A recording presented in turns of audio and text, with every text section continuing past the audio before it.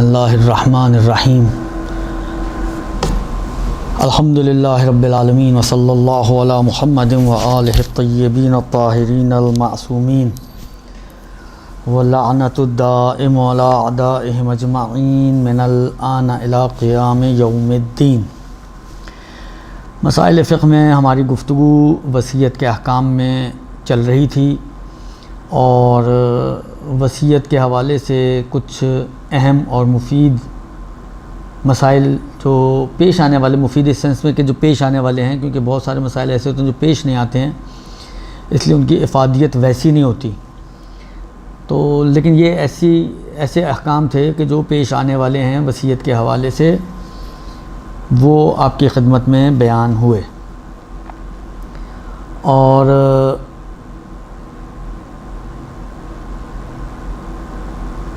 अर्ज़ किया था कि आखिरी बात जो आई थी वो ये थी कि पहले हुकूक़ मालिया और कर्ज़े वग़ैरह निकाले जाएंगे। उसके बाद अगर वसीयत हो तो वसीयत अगर 1/3 तक की है तो वो वसीयत निकाली जाएगी, और उसके बाद जो माल बचेगा वो रसा में तक़सीम होगा।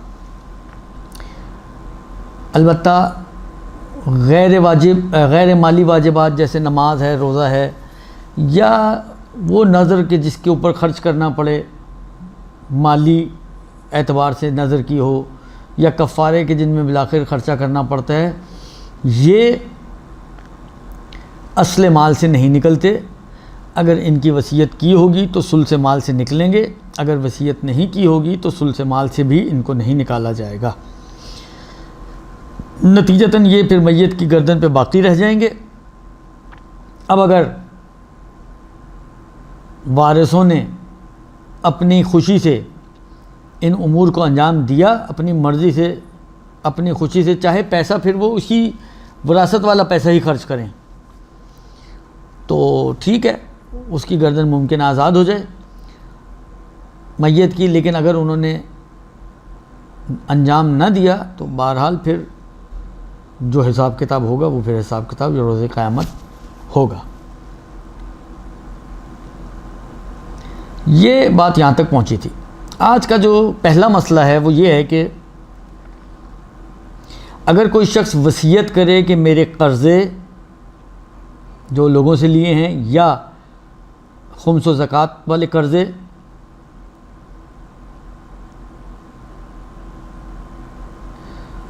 मेरे कर्ज़े अदा किए जाएं और मेरी 5 साल की मसलन नमाज़ें इजारे पर पढ़ाई जाएं और कुछ रकम मुस्तहब उमूर में मसलन नज़र व न्याज वग़ैरह में ख़र्च की जाए। यानी 3 चीज़ों की उसने वसीयत की है।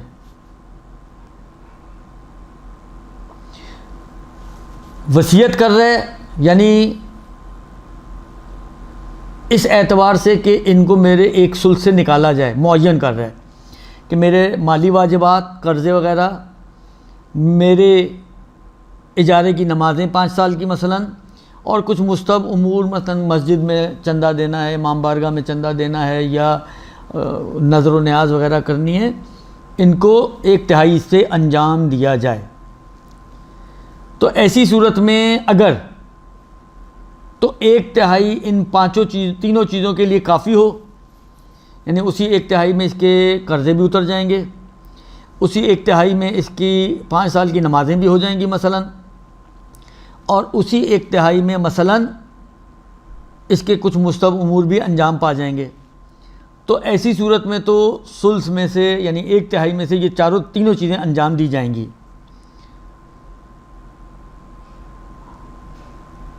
और तरतीब इस तरह से होगी कि पहले कर्ज़ों को अदा किया जाएगा, क्योंकि फ़र्ज़ हमारा ये है कि ये सुल्स काफ़ी है, लिहाजा हतमन उस सुल्स में से कुछ बचेगा। तो जो बच गया है उसमें से फिर इसकी नमाज़ें अदा करवाई जाएंगी, और फिर जो बचेगा वो मुस्तहब उमूर में ख़र्च किया जाएगा यहाँ तक कि सुल्स पूरा हो जाए। यानी वाजिबात मुक़द्दम हैं मुस्तहबात पर, और वाजिबात में भी माली वाजिबात मुक़द्दम है गैर माली वाजिबात पर, अगर इसने 1/3 के लिए वसीयत की है तो। और अगर सुल्स इतना है जो सिर्फ इसके कर्जे अदा कर सकता है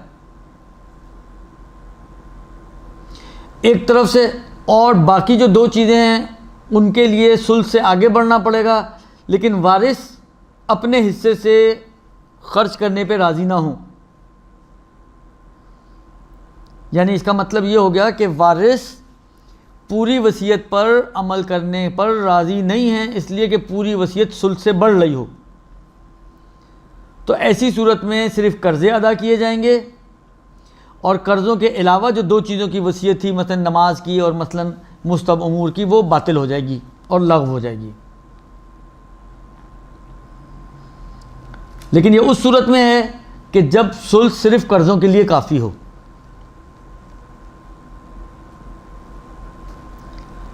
ये एक मसला। अगला मसला ये है कि अगर कोई इसी तरह की वसीयत करे कि मेरे कर्ज़े अदा किए जाएं और मेरी उजरत पर नमाज़ें पढ़ाई जाएं और कुछ मुस्तहब उमूर जैसे मिस्कीनों को खाना खिलाना या जो मैंने मिसालें अर्ज़ की उनको अंजाम दिया जाए, अलबत्ता ये कैद ना लगाए कि ये सारा काम मेरे सुल्स में से किया जाए। सुल्स की कैद ना लगाए।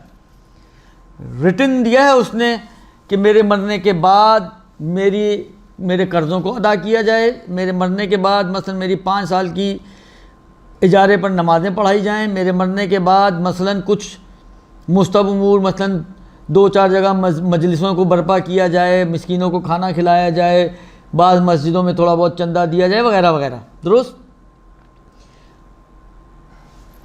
चीज़ें वही हैं, लेकिन पिछले मसले में और इस मसले में फ़र्क है कि पिछली सूरत में उसने कैद लगाई थी कि ये सारे काम सुल्स से हों। अब इसलिए ये कैद नहीं लगाई है कि ये सारे काम सुल्स से हों। तो इस सूरत में फरमाते हैं जो कर्ज़े हैं वो तो असले माल से निकाले जाएंगे, यानी उसमें सुल्स का लिहाज नहीं है। असल जो भी माल छोड़ कर गया पहले उसमें से उसके कर्ज़े निकाले जाएंगे। उसके बाद फिर अगर असले माल से कर्ज़े निकालने के बाद अगर कुछ माल बचता हो तो फिर अगर सुल्स बाकी दोनों कामों के लिए पूरा हो तो दोनों काम को सुल्स से कराया जाएगा। हालांकि मिसाल बनाते हैं, फ़र्ज़ करें हम मिसाल बनाते हैं कि किसी का कोई 10 लाख छोड़कर गया है, उसने ये वसीयत किया कि मेरे कर्ज़े निकाले जाएं, कर्ज़े उतारे जाएं और कर्ज़े उतारने के बाद कर्ज़ों के साथ साथ मेरी 5 साल की नमाज़ें और कुछ माली वाजिबा मुस्तहबात जैसे मिस्कीनों को खाना खिलाना या मस्जिद में चंदा वगैरह दिया जाए। और फ़र्ज़ करें कि 10 लाख छोड़कर गया है और कर्ज़े इसके हैं 2.5 लाख के, 2.5 लाख के इसके कर्ज़े हैं। अब चाहे वो सारे के सारे लोगों के हों या इसमें कुछ लोगों के हों, कुछ खुम्स व ज़कात इसकी गर्दन पे, खुलासा कुल्लन मिला के 2.5 लाख के इसके कर्ज़े हैं। अच्छा, पहली सूरत में क्या था? अगर यही मिसाल को हम पहली सूरत में तत्वीक करें तो पहली सूरत में इन्होंने कहा कि अगर सुल्स की कैद लगाई है तो पूरा जो माल है 10 लाख, 10 लाख का सुल्स कितना बनता है? 3,33,333 रुपये। दुरुस्त। इस 3,33,333 में से 2.5 लाख कम कर दें तो तकरीबन 70-80 लाख बचेगा। अब 70-80 हज़ार बचेगा। 70-80 हज़ार में वह मतलब फ़र्ज़ करें सिर्फ उसकी नमाज़ें हो सकती हैं, तो वो नमाज़ें पढ़ाई जाएंगी, कर्ज़े उतारे जाएंगे, नमाज़ें पढ़ाई जाएंगी और मुस्तहबात की निस्बत लग़्व हो जाएगी। फ़र्ज़ करें इसके कर्ज़े ही 3,33,333 रुपये 33 पैसे के हैं, तो उस सूरत में वो सारा कर्ज़े में चला जाएगा, तो नमाज और मुस्तहब उमूर दोनों ही लग़्व हो जाएंगे और बातिल हो जाएंगे, इसलिए कि उसकी शर्त थी कि सुल्स से कराया जाए। ये पहली सूरत में। अब आए दूसरी सूरत में। दूसरी सूरत में वही बातें वो कर रहे हैं कि मेरी कर्ज़े अदा किए जाएं, मेरी नमाज़ें पढ़ाई जाएं और कुछ मुस्तहब उमूर पे खर्च किया जाए, लेकिन शर्त नहीं कर रहा कि ये काम सुल्स से किए जाएं। तो कर्ज़े तो असले माल से निकलेंगे। फ़र्ज़ करें 2.5 लाख के कर्ज़े हैं, 10 लाख असले माल छोड़कर गए तो 2.5 लाख तो कर्ज़े में निकल गया, बाकी बचे 7.5। 7.5 का 1/3 कितना होता है? 2.5 लाख। दुरुस्त। 7.5 का 1/3 फिर 2.5 लाख है। इस 2.5 लाख में अगर नमाजें और मुस्तहब उमूर पूरे होते हो तो ये दोनों काम इसी में से करवाए जाएंगे। अगर फ़र्ज़ करें कि नहीं 2.5 लाख में सिर्फ नमाजें हो रही हैं, मुस्तहब उमूर नहीं हो रहे, तो फिर सिर्फ नमाजें कराई जाएंगी, मुस्तहब उमूर नहीं कराए जाएंगे। दुरुस्त। तो ये कैद न लगाने की सूरत में है। लिहाजा फरमाते हैं कि अगर इसने ये कैद नहीं लगाई कि ये तीनों चीज़ें सुल्स माल से अदा की जाएं, तो कर्ज़े तो असले माल से निकाले जाएंगे, और अगर असले माल से कर्ज़ों के बाद कुछ बच जाए, जैसे हमारी मिसाल में 7.5 लाख बच गए, तो फिर अगर सुल्स यानी 2.5 लाख बाकी दोनों कामों के लिए पूरा हो, तो दोनों काम यानी नमाजें कज़ा और मुस्तहब उमूर उसी सुल्स से करवाए जाएंगे। और अगर बाकी माल का सुल्स दोनों कामों के लिए काफ़ी ना हो, और अगर वरसा देखें अब यहाँ पे फिर दो सूरतें बनती हैं, वरसा जायद पर राज़ी हैं, मतलब फ़र्ज़ करें सुल्स 2.5 लाख बन रहा है और बाकी दोनों काम जो है वो 4 लाख के होंगे, 2.5 लाख में नमाजें होंगी और 1.5 लाख मतलब फ़र्ज़ करें वो खाना वाना जो उसने कहा है वो होगा। तो अगर तो वारिस राज़ी हो जाएंगे तो फबे फिर तो 4 लाख खर्च कर दिए जाएंगे बाकी दो चीज़ों पर, नतीजतन 7.5 में से 4 और कम हो जाएंगे तो 3.5 लाख बच जाएंगे, वो वारसों में तकसीम हो जाएंगे। लेकिन अगर वारिस जायद मकदार खर्च करने पर राज़ी ना हो, वो कहें जी सुल्स 2.5 लाख है, बस 2.5 लाख तक करें, 2.5 लाख से ज़्यादा की हम इजाज़त नहीं देते, तो फिर पहले नमाजें उजरत पर पढ़ाई जाएंगी और फिर अगर कुछ बच जाए तो वो मुस्तहब उमूर पे खर्च किया जाएगा। दुरुस्त? ये तरतीब हो जाएगी सुल्स से वसीयत करने या सुल्स से वसीयत ना करने, दोनों सूरतों में मैंने मिसाल के ज़रिए ये मसला आपकी खिदमत में अर्ज़ कर दिया। उम्मीद है कि अगर आप गौर फरमाएंगे तो आप लोगों के लिए ये मसला क्लियर हो जाएगा। अगला मसला ये है कि अगर कोई मुतअद्दिद उमूर की वसीयत करे, मसलन 2-3 चीज़ों की, अभी देखें हमारी मिसाल क्या थी, मुतअद्दिद उमूर थी लेकिन इसमें कुछ माली वाजिबात जैसे कर्ज़े, कुछ गैर माली वाजिबात जैसे नमाज, ये दोनों वाजिब थे, और कुछ मुस्तहब उमूर जैसे इत्आम मिस्कीन, मिस्कीनों को खाना खिलाना।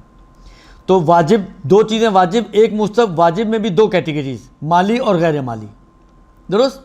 अब मसला ये जो बयान कर रहे हैं वो ये है अगला मसला कि मुतअद्दिद चीज़ों की वसीयत तो की है और सब वाजिब हैं, और सब ऐसे वाजिब हैं जो असले माल से नहीं निकाले जाते, यानी गैर माली वाजिबात, या सारे के सारे उमूर हैं मगर मुस्तहबात हैं।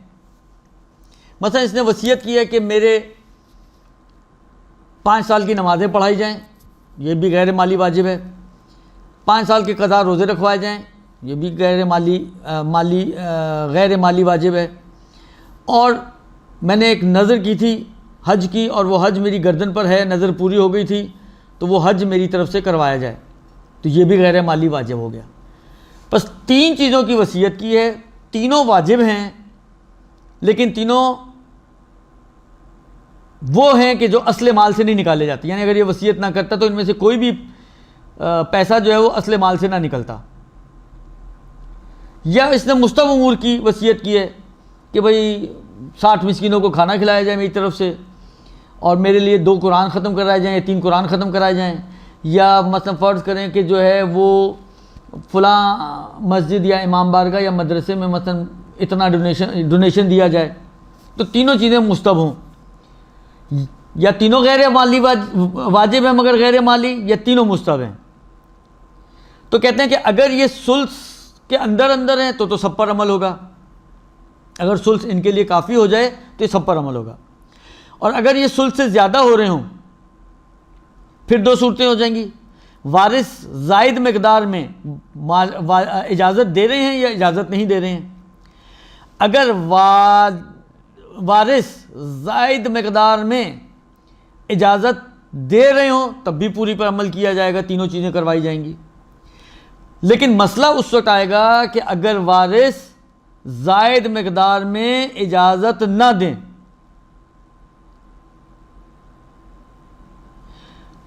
तो अब अगर ख़ुद मरने वाले की तरफ से कोई चीज़ मुअय्यन नहीं की गई है, कोई करीना मौजूद नहीं है, कोई अलामत नहीं है जिससे पता चले कि अगर ये टकराव हो जाए तो क्या करना है, नहीं अगर सारी चीज़ें ना हो रही हैं तो किसको पहले करें किसको बाद में करें, अगर ऐसा कोई करीना है तो करीने के मुताबिक अमल करेंगे।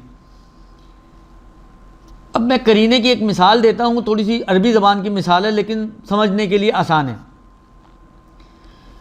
अरबी ज़बान में लफ्ज़ सुम्मा, से और मीम, ये दलालत करता है इस बात के ऊपर कि जो सुम्मा से पहले है उसको पहले किया जाए और जो सुम्मा के बाद है उसको बाद में किया जाए, यानी तरतीब पे दलालत करता है। मतलब अगर यूँ कहा जाए जाअनी ज़ैदुन सुम्मा अमरुन, मेरे पास जैद आया फिर अमर आया, फिर अमर आया, फिर का माना करते हैं बाद में, यानी फिर का मतलब क्या है, जैद और अमर आए, यानी दोनों एक साथ भी आ सकते हैं। लेकिन जब आप कहते हैं जैद आया फिर अमर आया, इसका मतलब है कि जैद पहले आया, अमर बाद में ही आया है। ये फिर का माना ये सुम्मा से निकलता है। अगर उसने इसी तरह से अत्फ किया हो, इसी तरह से बयान किया हो कि सलातुल इस्तिजारी ली सुम्मा सौमुल इस्तिजारी ली सुम्मल हज्जुन नजरी, इस तरह से अगर उसने कहा है, खुद लफ्ज़ में करीना मौजूद है कि उसने तरतीब बता दी है कि पहले ये देखें, ये हो जाए तो ठीक, बचे तो फिर दूसरे की तरफ जाएं, हो जाए तो ठीक, बचे तो फिर तीसरे की तरफ जाएं, और ना हो तो बस पहले के ऊपर ही फिर ख़त्म हो जाएगी कहानी। तो अगर तो ख़ुद अल्फाज में कोई ऐसी उसने करीना रखा है, कोई ऐसा लफ्ज़ इस्तेमाल किया है जिससे ये समझ में आ रहा है कि टकराव की सूरत में पहले क्या होना चाहिए, तब तो उसी करीने के एतबार से और उन्हीं अल्फाज को मद्देनज़र रखते हुए उसकी वसीयत पर अमल किया जाएगा। लेकिन अगर फ़र्ज़ करें कि कोई ऐसा करीना भी मौजूद ना हो, कोई ऐसी अलामत भी मौजूद ना हो, या कि ऐसे अल्फाज भी ना हो कि जिससे ये समझ में आए कि टकराव में पहले किसको करना है, तो फिर कहते हैं कि तमाम उमूर में बिन्निस्बत कमी वाक़ होगी, निस्बत के एतबार से तमाम उमूर में कमी होगी। अब जितनी नमाज़ें हो सकेंगी उतनी नमाज़ें, जितनी मुस्तहब उमूर हो सकेंगे उतना मुस्तहब उमूर, और कुछ कमी जो है वो हज के ख़र्चे पे आएगी, तो उसमें जैसा भी फिर हज हो सके। ख़ुलासा ये कि निस्बत से सब के ऊपर कमी वाक़ होगी। ये हो गया अगला मसला। इसके बाद जो मसला है वो ये है कि फ़र्ज़ करें, अच्छा वसीयत जब तक इंसान ज़िंदा है वो चाहे तो अपनी वसीयत को चेंज कर सकता है, यानी वसीयत करने के बाद ऐसा नहीं है कि ये वही मुंज़ल हो गई, अब ये तब्दील नहीं हो सकती, कैंसिल नहीं हो सकती, चेंज नहीं हो सकती, ऐसा कुछ नहीं है, बल्कि ये सब हो सकता है। अभी जब तक फ़र्ज़ करें मैं हूँ, मैंने एक वसीयतनामा तैयार किया, फ़र्ज़ करें मैंने पहले उस वसीयतनामे में लिखा कि जी मेरा जो सुल्स माल है वो मेरी बीवी को दे दिया जाए, बाद में बीवी से झगड़ा हो गया तो मैं उसको तब्दील कर दूं, जी मेरा ये सुल्स माल जो है वो बीवी की बजाय इमाम बारगाह में दे दिया जाए, ये हो सकता है। या मैं पहले जो है सुल्स के लिए कोई वसीयत नहीं की थी ख़ास, बाद में मैं वसीयत में ऐड कर दूं, ये भी हो सकता है। ख़ुलासा ये कि अपनी ज़िंदगी में मेरे लिए ये मुमकिन है कि चाहे वो वसीयत तमलीकिया हो या अहदिया हो, पहले मैंने कहा जी मेरी नमाज जनाजा आगाए फ़लानी से पढ़वाएं, बाद में मैंने तब्दील कर दिया किसी भी वजह से कि नहीं मेरी नमाज जनाजा आगाए फ़लानी से पढ़ाएं,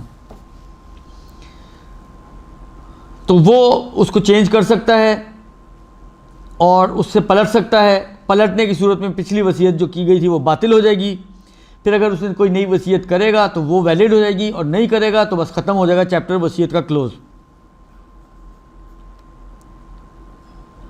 लिहाजा फ़र्ज़ करें मैंने वसीयत की कि मेरे बच्चों का सरपरस्त जो है वो जैद होगा, बाद में मुझे जैद के बारे में पता चला कि करप्ट आदमी है, मैंने कहा नहीं जी जैद नहीं होगा बल्कि मैं चेंज करता हूँ, मेरे बच्चों का सरपरस्त बकर होगा, तो ये हो सकता है। पहली वसीयत बातिल हो जाएगी और दूसरी वसीयत वैलिड हो जाएगी और नाफिज हो जाएगी। अच्छा, वसीयत से पलटने के लिए अगला मसला, वसीयत से पलटने के लिए कोई भी ऐसी चीज़ कि जो दलालत करे कि आपने अपनी पिछली स्टेटमेंट ख़त्म कर दी है या चेंज कर दी है, वो काफ़ी है। मतलब फ़र्ज़ करें मैंने वसीयत की थी, फ़र्ज़ करें मेरे पास इतनी प्रॉपर्टी है, अलबत्ता ये मेरे पास मुराद मैं ज़ाती तौर पे नहीं हूँ, इतनी नहीं है मेरे पास, लेकिन बिलफ़र्ज़ कोई जैद अमर बकर हो जिसके पास इतनी प्रॉपर्टी हो कि जिस घर में वो रह रहा हो वो उस प्रॉपर्टी के 1/3 के अंदर अंदर हो, दुरुस्त। लिहाजा उसने वसीयत की पहले कि जी मेरा ये वाला घर जिसमें मैं रहता हूँ ये मेरे मरने के बाद मेरी बीवी को दे दिया जाए, ठीक, या ये मेरे मरने के बाद मेरी बीवी का होगा, दुरुस्त। और मरने से पहले ही बाद में मैंने क्या किया, उस घर को उठा के बेच दिया। अब जब बेच दिया तो वो तो मेरी मिल्कियत से खारिज हो गया। जब वो घर ही मेरी मिल्कियत से खारिज हो गया तो अब क्या मिलेगा इस बीवी को? ये बेचना, अगरचे मैंने कहा नहीं कि भाई मैं अपनी वसीयत कैंसिल कर रहा हूँ, लेकिन ये बेचते ही ये वसीयत कैंसिल हो जाएगी, बातिल हो जाएगी, क्योंकि मैंने एक ऐसा अमल अंजाम दिया है कि जो अमल दलालत करता है कि वो पिछली वसीयत से मैं पलट रहा हूँ। या मैंने हिबा कर दिया उठा के वो घर, मतलब फ़र्ज़ करें मैंने अपनी किसी बेटी को हिबा कर दिया। अब जब मैंने हिबा कर दिया तो ये मेरा हिबा करना दलालत करेगा कि मैंने वो अपनी पिछली वसीयत जो है उससे पलट गया हूँ और उसको ख़त्म कर दिया है। तो पलटने के लिए ये ज़रूरी नहीं है कि वो बाकायदा लिखे कि जी मैं पिछली वसीयत को कैंसिल करता हूँ और आज के बाद से मेरी पिछली वसीयत नाफिजुल अमल नहीं होगी। नहीं, ऐसी ज़रूरत नहीं है। बल्कि कोई भी ऐसा अमल और फ़ेल कि जो दलालत करे कि मैंने वसीयत को कैंसिल कर दिया है वो काफ़ी है और उसकी वजह से मेरी वो वसीयत कैंसिल हो जाएगी। अलबत्ता देखें ये बात फ़िक़ही तौर पर हो रही है कि आया इसकी ज़रूरत है या ज़रूरत नहीं है, लेकिन आपको पता है कि माल दुनिया बहुत ही, इन्नमा अम्वालुकुम व औलादुकुम फ़ितना, माल दुनिया आजमाइश है और बड़े बड़े इस आजमाइश में फ़ेल होते हैं। आप तारीख़ उठा कर देखें, तारीख़ में बड़े बड़े लोगों ने माल दुनिया के लिए क्या क्या कुछ नहीं किया, कितनी कितनी करप्शन, कत्ल, मार पीट, लूट घसूट सब इसी वजह से होती हैं। ये माशाल्लाह हमारी अपनी तारीख़ जो है, मुल्की तारीख़ गवाह है इस बात की कि किस तरह से करप्शन की जाती है और माल दुनिया को जमा किया जाता है, जबकि सबको पता है कि जाना हमने खाली हाथ है। लेकिन माल दुनिया की लज्जत ही ऐसी है, आजमाइश है ना, इन्नमा अम्वालुकुम व औलादुकुम फ़ितना। लिहाजा मैं आप तमाम सामीईन से ये गुजारिश करूँगा कि अपने जितने भी उमूर हैं उन सब को मुशख्खस और मुअय्यन करके इस दुनिया से जाएं, एक दूसरे के ऊपर ना डालें। आज मैं सुबह मदरसे में था, अब एक किस्सा आपको सुना रहा हूँ। आज मैं सुबह मदरसे में था, एक ख़ातून अपने भांजे के साथ तशरीफ़ लाई।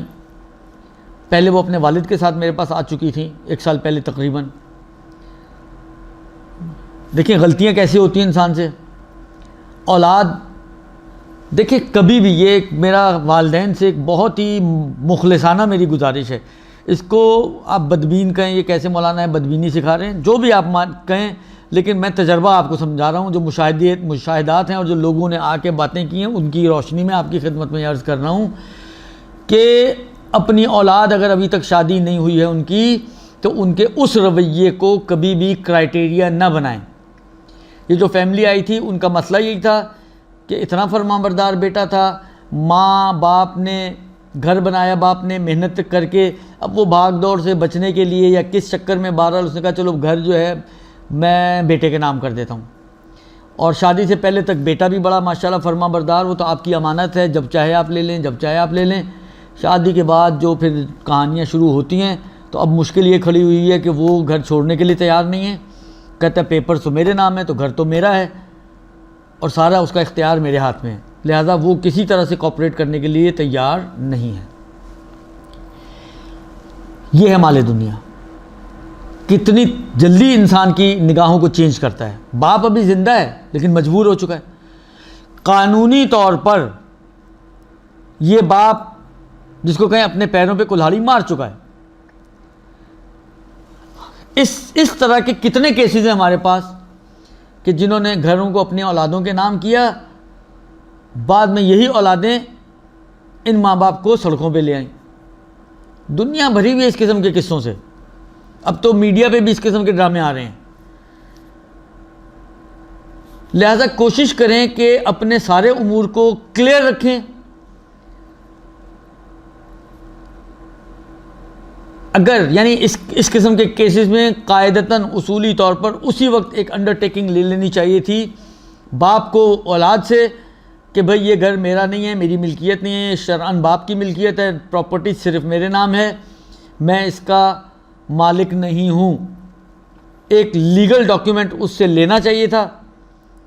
और जितने अफराद हैं, मैं सबसे गुजारिश करूँगा जो सुने मेरी बात जहाँ तक भी पहुँचे, कि ये काम ज़रूर करें कि लीगल डॉक्यूमेंट कोई आपके पास होना चाहिए।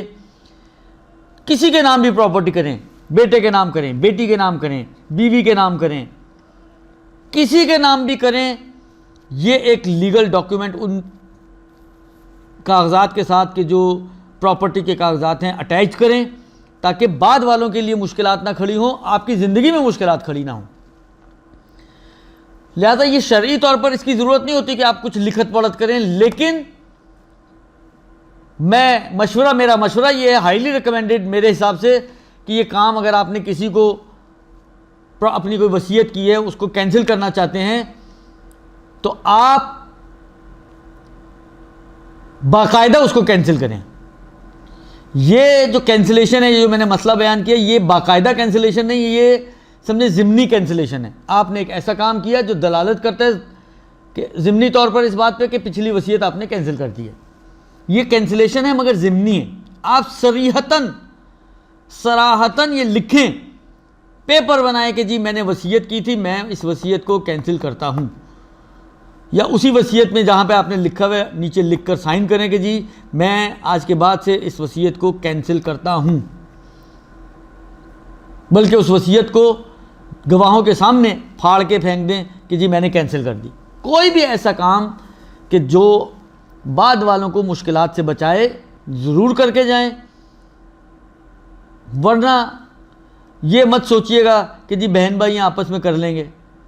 बहन भाई एक दूसरे को कत्ल करने पे भी राज़ी हो जाते हैं माल के पीछे। ये भी एक केस आया था मेरे पास, उसका कहना था ये मुझे मारना चाहते हैं बाकी भाई लोग, तो ऐसे भी केसेस आते हैं। लिहाजा कोशिश करें कि अपने तमाम उमूर बहुत ही क्लियर रखें। ये एक बात। इसी तरीके से अगर कोई पहले वसीयत करता है कि मेरा, जिसका मैंने मिसाल दी, सुल्स से माल जो है वो जैद को दिया जाए, और फिर ये वसीयत करे कि सुल्स का आधा जो है वो अमर को मिले, तो कहते हैं इसका नतीजा ही निकलेगा कि दोनों को सुल्स दिया जाएगा। यानी सुल्स का आधा इसको तो बाकी आधा उसी पुराने वाले को, यानी आधे की निस्बत इसकी वसीयत कैंसिल हो जाएगी।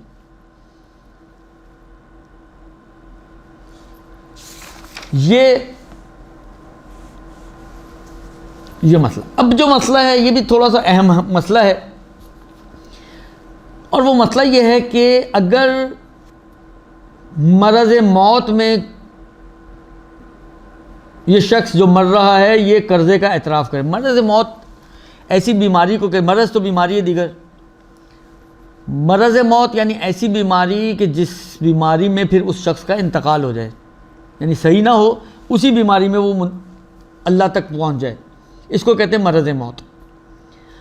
अगर कोई शख्स मरज़ मौत में ये एतराफ़ करे कि मसलन मैंने बकर का कर्ज़ा देना है, तो अगर इस शख्स पर तोहमत ना हो, अब तोहमत से क्या मुराद है वो मैं बाद में अर्ज़ करता हूँ, अगर इस शख्स पर तोहमत ना हो तो ये कर्ज़ा असले माल से निकाला जाएगा, क्योंकि कर्ज़े का एतराफ़ कर रहा है, तोहमत भी नहीं है, तो इसका एतराफ़ काबिल कबूल है। लिहाजा इसके एतराफ़ की बिना पर कर्ज़ा इसकी गर्दन पे साबित हो जाएगा, लिहाजा वो असले माल से निकाला जाएगा। लेकिन अगर ये तोहमत रखता है इस एतराफ़ में, तो फिर इसकी सुल्स माल से निकाला जाएगा। अब तोहमत से क्या मुराद है? कहते हैं तोहमत से मुराद ये है कि कोई ऐसी अलामत पाई जाए कि जिससे ये गुमान हो जाए कि ये झूठ बोल रहा है। मसलन फ़र्ज़ करें इसका अपने अकरबा से झगड़ा हो गया, वारिसों से झगड़ा हो गया, और इम्कान ये है कि ये एतराफ़ इसलिए कर रहा है ताकि इनको नुकसान पहुँचे, या ये कि किसी से इसको इतनी शदीद मोहब्बत है कि ये यानी इम्कान हो इस बात का कि ये जो एतराफ़ कर रहा है ये उसको फ़ायदा पहुंचाने के लिए कर रहा है ताकि सुल्से माल उसी को मिल जाए, अगरचे इसकी गर्दन पे कोई कर्जा वर्जा है नहीं।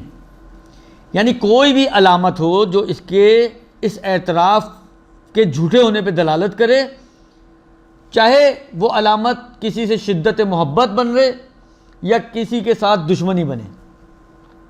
दुश्मनी की सूरत में नुकसान पहुंचाना चाह रहे हैं उनको, और मोहब्बत की सूरत में फ़ायदा पहुंचाना चाह रहे हैं उनको।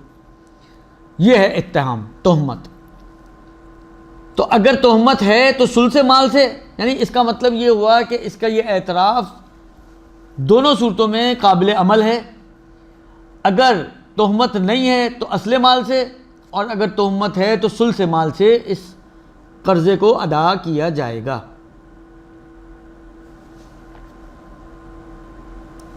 ये एक मतलब। इसके बाद जो मसला है वो ये कि अगर किसी शख्स के लिए किसी माल की वसीयत करे, देखिए मैंने पहली गुफ्तगू जो पिछले हफ्ते की थी, मैंने 4 लफ्ज़ आपकी खिदमत में पेश किए थे और बताया था कि ये 4 अल्फाज आम तौर पर इसमें इस्तेमाल होते हैं। एक तो मूसी था, मूसी यानी वसीयत करने वाला। एक था वसी, जो नॉमिनी होता है इसका, कि जिसको इसने अपॉइंट किया होता है कि तुमने इस वसीयत पर अमल करना है। एक है मूसा लाह, जिसके फेवर में ये वसीयत कर रहा होता है। और एक है मूसा बेह, यानी जिस चीज़ की ये वसीयत कर रहा होता है। मसलन मैंने वसीयत की है कि मेरा घर मेरी बीवी को मिले, तो मैं हूँ मूसी, बीवी है मूसा लाह, घर है मूसा बेह। और अगर इस वसीयत पर अमल करने के लिए किसी को अपॉइंट किया है तो वो बंदा जो होगा वो होगा वसी। अब फिर से मसले को देखें। कहते हैं कि अगर कोई शख्स किसी के लिए माल की वसीयत करे और मूसा लाह, जो मैंने अभी मिसाल बनाई, मसलन फ़र्ज़ करें मैंने वसीयत की कि मेरा घर जो है मेरी बीवी को दे दिया जाए, तो बीवी जो है वो मूसा लाह है, तो मूसा लाहा, तो मूसा लाहा इस केस में, क्योंकि औरत है ना तो लाहा की ज़मीर आएगी। तो ये जो मूसा लाहा है, जो मेरी बीवी है, अगर उसने वसीयत को कबूल कर लिया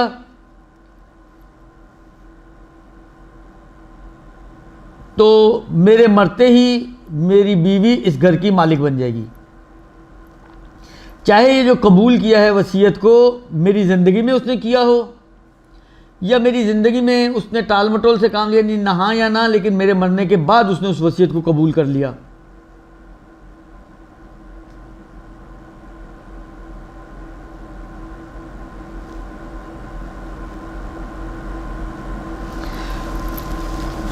और सिर्फ ये कि इसने रद्द नहीं किया, मना नहीं किया। मना ना करना काफ़ी नहीं है कि मेरे मरते ही ये माल उसकी मिल्कियत में चल जाए, बल्कि उसको कबूल करना उसके लिए ज़रूरी है। बस खाली ये कि इसने मना नहीं किया था, इस मना ना करने से ये घर उस बीवी की मिल्कियत नहीं बनेगा, बल्कि बरअक्स कबूल करना ज़रूरी है।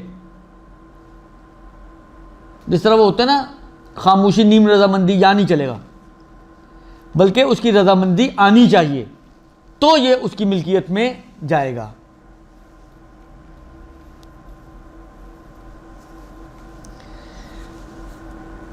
अच्छा, अगला मसला वो ये है कि अगर फ़र्ज़ करें मैं हूं मूसी, मैंने वसीयत की घर जो है वो जैद को दे दिया जाए। जैद हो गया मूसा लाह, दुरुस्त, जैद हो गया मूसा लहू, घर हो गया मूसा बे और मैं हो गया वसी।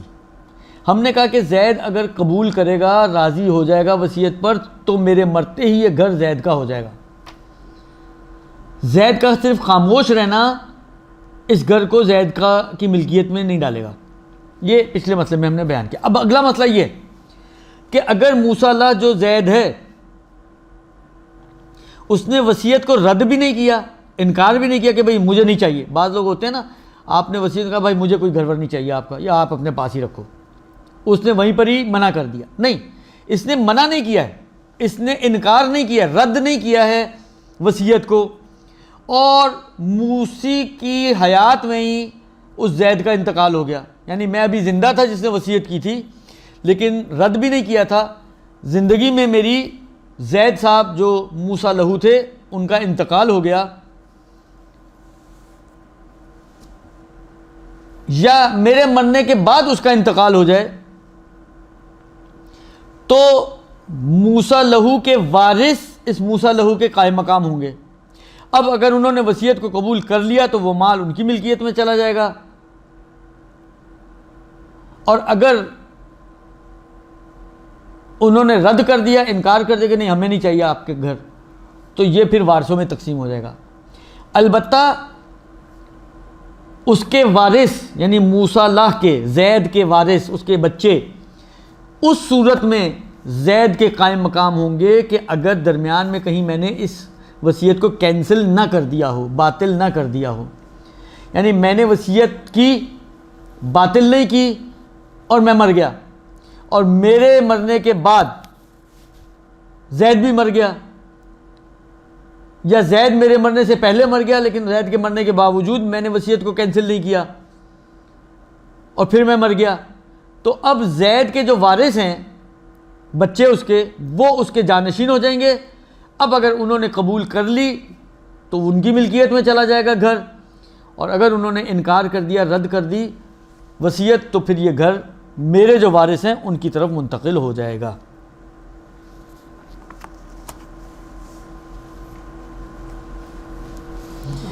अच्छा, वसीयत अहदिया मैंने अर्ज़ किया था। देखें, वसीयत अहदिया ये थी कि आपने वसीयत की है कि मतलब मेरी तजहीज़ व तकफ़ीन फ़लाँ आदमी करे, मुझे फ़लाँ जगह पे दफन किया जाए, इस टाइप की जो, या मेरे बच्चों का सरपरस्त फ़लाँ होगा।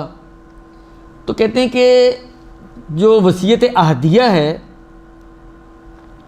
उसमें मूसा लाह का वसीयत के वक्त या मूसी के मरते वक्त वजूद में होना ज़रूरी नहीं है। अच्छा, वसीयत अहदिया में अगर आपको याद हो, ये भी था कि मैं किसी को वसीयत करूं कि मेरे बाद मेरा ये माल मसलन फ़लाँ को दे देना, ये भी वसीयत है। एक दफ़ा मैं ख़ुद डायरेक्टली उसको मालिक बनाने की वसीयत करता हूं, तो ये तमलीकिया थी। एक दफ़ा मैंने वास्ता बनाया, मैंने जैद को वसीयत की है कि मेरे मरने के बाद मेरा ये मोबाइल मसलन फ़लाँ साहब को दे देना, ये भी वसीयत अहदी है। तो फ़लाँ साहब जिसको ये माल देने का मैं कह रहा हूँ वो हो जाएंगे मूसा लाह। ये जिसको जैद को मैंने कहा है तो जैद हो जाएगा वसी। कहते हैं कि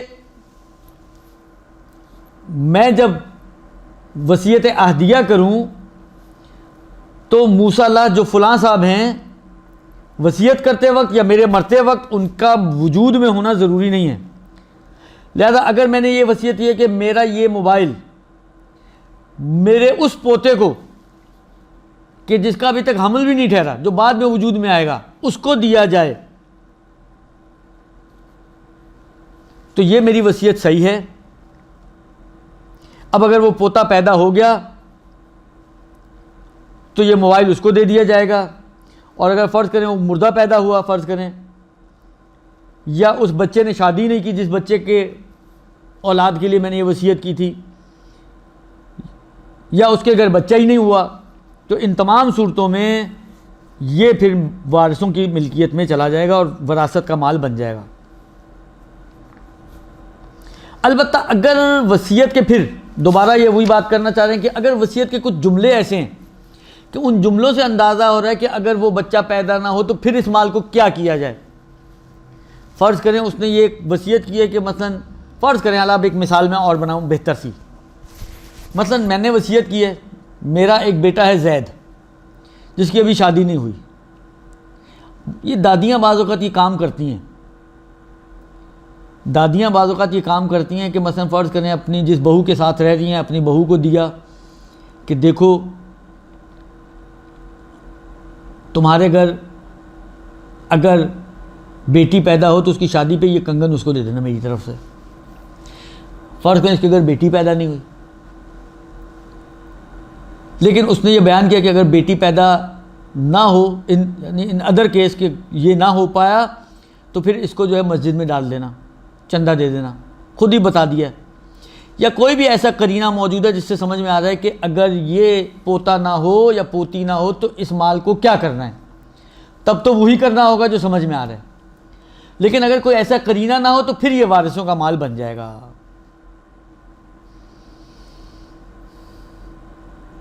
ये तो हो गया वसीयत अहदिया। बस वसीयत अहदिया में मूसा अल्लाह का वजूद में होना ज़रूरी नहीं है, जबकि वसीयत तमलीकिया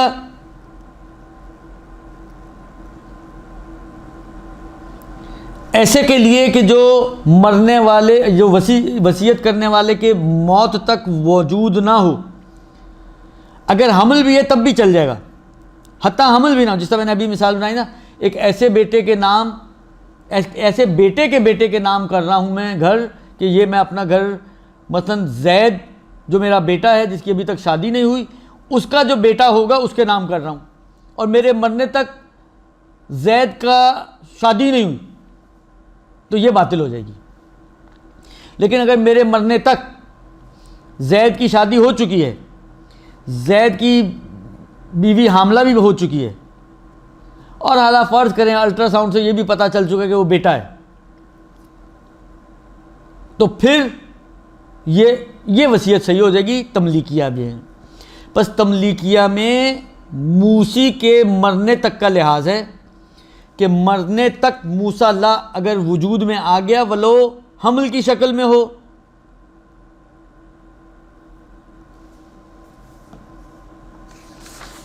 तब तो ये वसीयत सही है। लेकिन अगर वो हमल की शक्ल में भी नहीं है, मरते वक्त तक अभी तक वजूद शुरू ही नहीं हुआ उसका, तो ये वसीयत बातिल हो जाएगी। और जिस सूरत में वसीयत सही है, मतलब हमल की सूरत में, अगर वो ज़िंदा पैदा हो गया तो ये उसको दे दिया जाएगा, घर उसका मिल्कियत में हो जाएगा, अगर उसका वली जो है इसको कबूल कर ले वसीयत को, तो क्योंकि बच्चा है ना तो उसके वली को कबूल करना पड़ेगा और वो बच्चा उस घर का मालिक हो जाएगा। और अगर वो ज़िंदा पैदा नहीं हो सका तो वसीयत बातिल हो जाएगी और ये माल वारिसों तक मुंतकिल हो जाएगा, और वारिस जो हैं इस माल के मालिक बन जाएंगे, लिहाजा उसको वरासत के कायदे के तहत इसको तकसीम कर दिया जाएगा।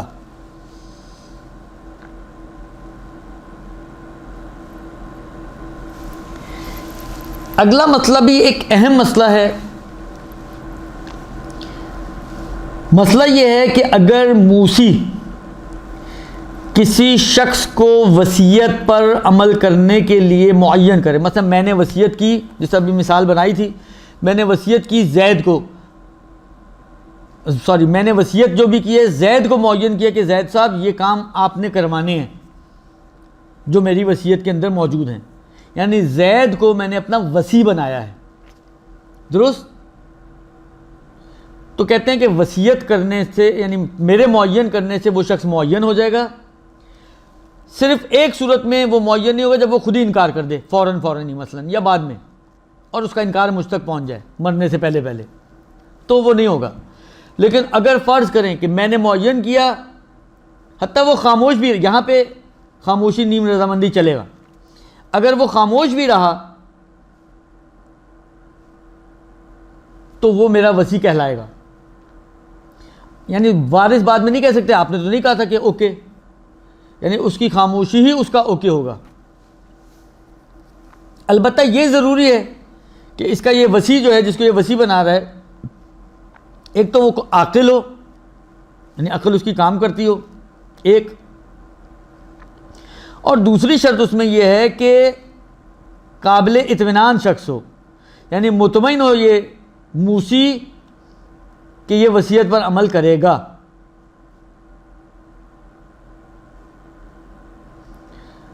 अगर तो वसीयत हुकूक वाजिबा को अदा करने के बारे में है तो कहते हैं कि इत्मीनान होना चाहिए कि ये उस पर अमल करेगा।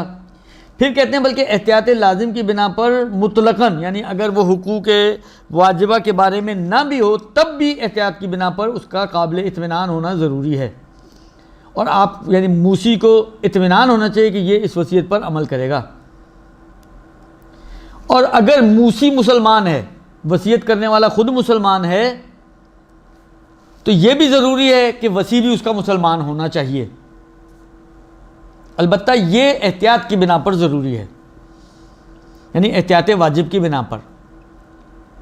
बस दो जगह पर आगा ने एहतियात लगाई है। एक तो ये कि अगर हुकूक वाजिबा के बारे में वसीयत ना हो,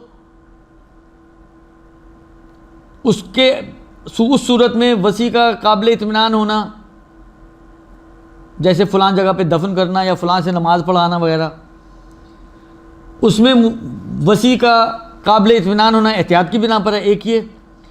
और दूसरा ये कि अगर मूसी मुसलमान है, यानी वसीयत करने वाला मुसलमान है, तो उसका वसी भी एहतियात की बिना पर मुसलमान होना चाहिए। इन दो जगह पर आगा ने एहतियात लगाई है। और एहतियात का मतलब यही आपको मालूम है कि अब हम देखेंगे आगे फ़ल आलम की तरफ। अब मुझे नहीं मालूम इसमें आगा वहीद का क्या नज़रिया, मेरे को ज़हन में नहीं रहा कि मैं देख कर आता, लेकिन कायदा यही है कि अब जो भी फ़ल आलम है आपकी नज़र में या आपकी तहक़ीक़ात के मुताबिक आप फ़ल आलम को देख सकते हैं। अगर फ़ल आलम कहते हैं कि नहीं, गैर मालिया में काबिल इत्मीनान होना शर्त नहीं है, तो ये शर्त रुजू करने के बाद साक़ित हो जाएगी।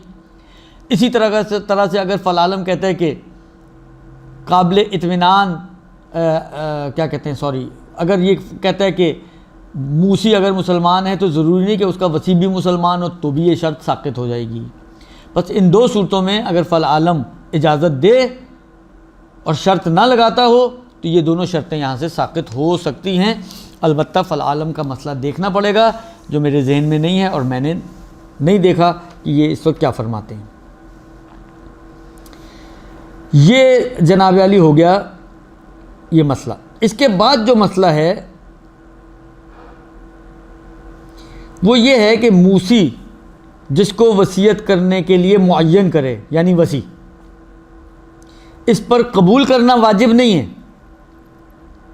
बल्कि वो चाहे तो इस वसीयत को रद्द कर सकता है, यानी इस वसी बनाने को वो रद्द कर सकता है। अलबत्ता ये रद्द उसका सिर्फ मूसी की ज़िंदगी की हद तक है कि जब तक मूसी ज़िंदा है दो चीज़ें, एक तो ये कि वो रद्द कर सकता है, दूसरा ये कि इस अंदाज से रद्द करे कि मूसी तक इसका पैगाम पहुंच जाए। दो चीज़ें हो गई।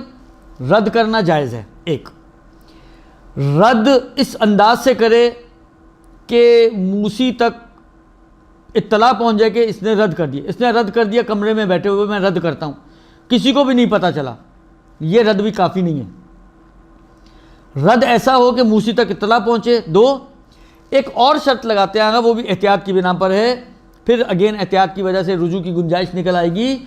आगा कहते हैं कि एहतियात लाजिम की बिना पर यह भी शर्त है और यह भी ज़रूरी है कि इतना पहले रद्द करे कि मूसी किसी और शख्स को मुअय्यन करने की फुर्सत रखता हो। मतलब मूसी फ़र्ज़ करें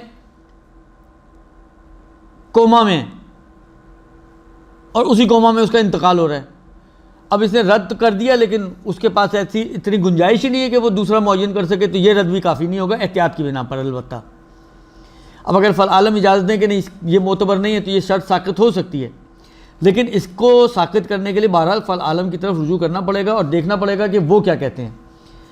उन्होंने अगर ये कहा कि हाँ गुंजाइश है इस बात की कि नहीं इतना पहले ज़रूरी नहीं है, मतलब फ़र्ज़ करें मैंने रद्द किया और रद्द करके फ़ौरन इत्तला दी और वो बीमार क्योंकि चला आ रहा था, फ़र्ज़ करें 5 मिनट बाद उसका इंतकाल हो गया, तो ये रद्द अगर वो इजाज़त दे फ़ल आलम तो रुजू करके ये चलाया जा सकता है और अब ये कह सकते कि भाई मैंने तो मना कर दिया था।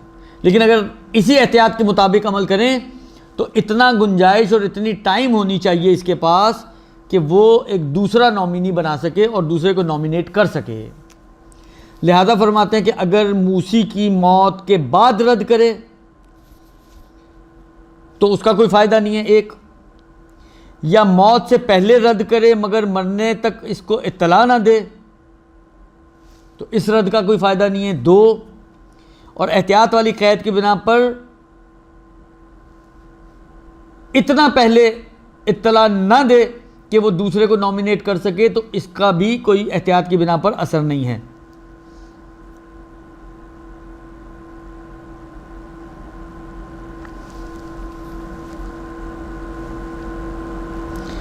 इन तीन सूरतों में मूसी के मरने के बाद रद्द करे, एक,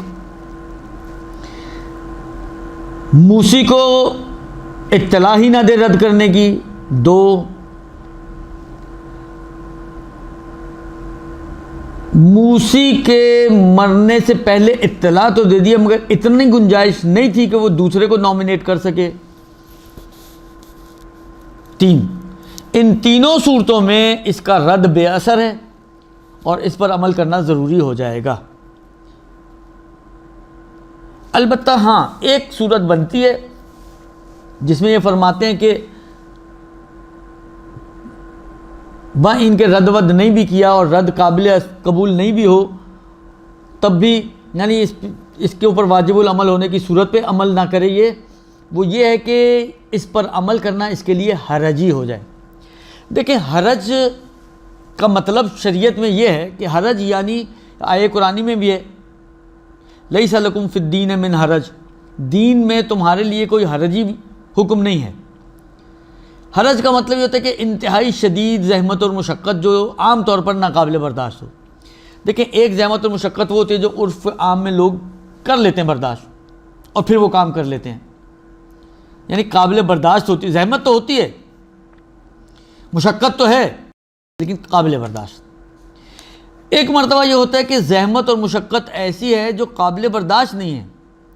ना काबिल बर्दाश्त ज़हमत और मुशक्क़त, इसको कहते हैं शरीयत में हरज। और तकरीबन मवारिद शरीयत में ऐसे हैं कि जहाँ पर भी बात आपकी हरज तक पहुँच जाए तो वो फिर तकलीफ़ आपकी गर्दन से साक़ित हो जाती है। मसलन इतनी शदीद सर्दी है कि वुज़ू आपके लिए हरजी हो रहा है, यानी आप अगर इतने शदीद ठंडे पानी से वुज़ू करेंगे तो नाकाबिल बर्दाश्त ज़हमत और मुशक्क़त है आपके लिए। वुज़ू हरजी हो गया, वुज़ू हो जाएगा साक़ित, तयम्मुम करके नमाज़ पढ़ लें। यही मसला गुस्ल में भी है। आप किसी ऐसे इलाके में हैं कि इतना शदीद ठंडा पानी है कि उसमें गुस्ल करना आपके लिए नाकाबिल बर्दाश्त ज़हमत और मुशक्क़त का सबब बन रहा है, यानी हरजी है, गुस्ल हरजी हो गया, तो आप गुस्ल साक़ित हो जाएगा, तयम्मुम कर लें उसके बदले। रोज़ा, मसलन जिस आजकल की शदीद गर्मी है, वो लोग जो डेली वेजेस पे काम करते हैं, मज़दूर तबका है या चौकीदार लोग हैं, राइडर्स लोग हैं, इस किस्म के अफराद, और ना कमाना उनके लिए हरजी हो जाए। अगर रोज़ा रखते हैं तो कमा नहीं सकते और ना कमाना उनके लिए हरजी हो जाए, या जॉब के साथ रोज़ा उनके लिए हरजी हो जाए, दोनों तरह से ताबीर कर सकते हैं। तो ऐसी सूरत में अगर रोज़ा रखना उनके लिए हरजी हो रहा है तो फिर उनके लिए रोज़ा साक़ित हो जाएगा। वो अभी रोज़ा ना रखें, जब वक्त चेंज हो जाए, सर्दियाँ आ जाएं, तो सर्दियों में रोज़ों की कज़ा कर लें, ठंडा भी छोटा भी। अच्छा, अब ये मैं एक और बात आपकी खिदमत में अर्ज़ करता चलूँ, और वो ये कि हरज आम तौर पर हरज उमूमी नहीं होता, हर शख्स का ज़ाती मसला होता है हरजी। देखिए, बहुत सारे मसाइल ऐसे आते हैं कि वहाँ पे हम देखते हैं कि उर्फ़ के हिसाब से अमल किया जाएगा। आम तौर पे लोग क्या करते हैं, जिस तरह मैं एक मिसाल दूँ आपको, मसलन ये जो निचोड़ने का मसला आता है, कपड़ा पाक करते वक्त निचोड़ा जाए, जो फ़ुक़हा इसको कहते हैं, जहाँ जहाँ भी कहते हैं, कैसे निचोड़ा जाए, कितना निचोड़ा जाए? कहते हैं कि आप देखें आम तौर पे उर्फ इस जैसे कपड़े को कितना निचोड़ता है, ये तय करना कि कितना निचोड़ना है, ये उर्फ को देख के तय किया जाएगा कि जितना आम तौर पर लोग इस जैसे कपड़े को धोने के बाद निचोड़ते हैं उतना ही इस वक्त इसको भी निचोड़ना पड़ेगा। हो सकता है मेरे अंदर ताकत ज़्यादा हो, मैं उससे ज़्यादा भी निचोड़ सकता हूँ, वाजिब नहीं है। उतना निचोड़ना ज़रूरी है कि जितना आम तौर पर लोग इस जैसे कपड़े को धो के, मसलन रुमाल है या मसलन फ़र्ज़ करें कमीज़ है, तो इस जैसे कपड़े को धोने के बाद कितना निचोड़ता है उर्फ सुखाने के लिए, वह उतना ही निचोड़ना आपके लिए पाक करते वक्त ज़रूरी होगा। ये एक बात आती है। तो यहाँ पर कैसे तय करेंगे मुझे तय देखें, कपड़ा तो मैं पाक कर रहा हूँ ना, तय मुझे करना है कि मुझे कितना निचोड़ना है, लेकिन तय मैं अपनी ताकत के हिसाब से नहीं करूँगा, माशरे को देख के तय करूँगा। हरज ही ऐसा नहीं होता, हरज कभी भी माशरे से नहीं तय होता। हरज मुझे खुद तय करना है कि आया इस काम में मेरे लिए मुशक्क़त शदीदा है या नहीं है, ये काम मेरे लिए नाकाबिल बर्दाश्त बनेगा या नहीं बनेगा। हो सकता है मेरे लिए बने और उसके लिए ना बनता हो। एक के अंदर स्टेमिना ज़्यादा है, वो रोज़ा भी रख सकता है और धूप में काम भी कर सकता है, तो उसके लिए रोज़ा हरज ही नहीं है। लेकिन मैं नाजुक मिजाज हूँ तो मेरे लिए धूप में काम करना हरज ही है, तो मेरे लिए रोज़ा हरज ही है, उसके लिए हरज ही नहीं है। ये हर शख्स को पर्सनली खुद तय करना है कि आया ये अमल मेरे लिए हरजी बनता है या ये अमल मेरे लिए हरज नहीं बनता। अगर हरजी बन रहा है, आपने दूसरों को नहीं देखना कि उनके लिए बनता है कि नहीं बनता, उनको छोड़ दें, आप खुद तय करें। अगर हरजी बनता है तो रोज़ा साक़ित, हरजी नहीं बनता है तो रोज़ा वाजिब। बूढ़े शख्स के बारे में भी ये बात आती है। अगर बूढ़े शख्स के लिए रोज़ा रखना नाकाबिल बर्दाश्त ज़हमत और मुशक्क़त का सबब बने, बुढ़ापे की वजह से इतना बूढ़ा हो चुका है कि अब रोज़ा रख तो लेगा लेकिन इंतहाई शदीद ज़हमत और मुशक्क़त है, यानी रोज़ा हरजी है उसके लिए, तो रोज़ा साक़ित। लेकिन अगर एक बूढ़ा शख्स कहता है कि नहीं मैं तो आराम से रख सकता हूँ, मुझे तो भूख प्यास इतनी लगती नहीं, तो मेरे लिए तो मसला ही कोई नहीं है, 85 साल का मगर फिर भी रख सकता है, तो रोज़ा उसके लिए वाजिब। तो जितने भी हरज के मवारिद होते हैं ये जहन में रखें हमेशा कि हरज हमेशा शख्सी होता है, केस टू केस डिफ़र हो सकता है, शख्स टू शख्स डिफ़र हो सकता है। हर शख्स को खुद तय करना है, मैं किसी के लिए तय नहीं कर सकता, कोई मेरे लिए तय नहीं कर सकता। हर शख्स को खुद से तय करना है कि आया ये अमल मेरे लिए हरजी बन रहा है या नहीं बन रहा है। अगर बनेगा तो साक़ित हो जाएगा और नहीं बनेगा तो वो अपनी जगह पर आपकी गर्दन पे रहेगा और उसके मुताबिक आपको अमल करना पड़ेगा। अब ये अगर हरज समझ में आ गया तो अब ये यहाँ आ जाए मसले में। कहते हैं कि वैसे तो वाजिबुल अमल है अगर इसने रद्द नहीं किया या ऐसा रद्द किया जो काबिल कबूल ना हो, जो 3 सूरतें बयान हुई, सिवाय इस सूरत के कि वसीयत पर अमल करना मेरे लिए हरजी हो जाए। अब देखें ये वारिस नहीं तय करेंगे कि आया ये वसीयत पर अमल करना मेरे लिए हरजी है या नहीं, ये मैं खुद तय करूँगा बैनी व बैन अल्लाह, अपने और खुदा को हाजिर नाजिर जानते हुए कि अगर ये अमल मेरे लिए हरजी बन रहा होगा वसीयत पर अमल करना, तो फिर ये वाजिब मेरी गर्दन से उतर जाएगा, यानी साक़ित हो जाएगा।